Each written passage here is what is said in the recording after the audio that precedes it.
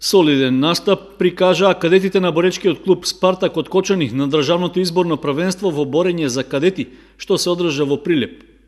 Иако екипата настапи со само двајца борачи, на душекот тие беа сигурни во настапите и освоија медали.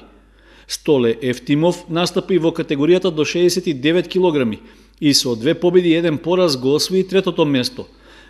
Иако тој прикажа мощна добра борба, односно водеше со 2:1, на 2 секунди пред крајот на мечот излезе од забранетата зона, за што судиите на противникот му доделија поен, што на крајот се покажа како решавачко за нашиот борач.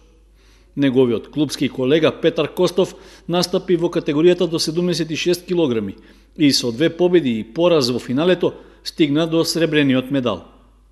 Ваквиот успех на нашите млади борачи е повеќе од добре дојден и представува одлична мотивација за понатамошните нивни настапи, со оглед што активностите во боречкиот клуб Спартак практично се во мирување.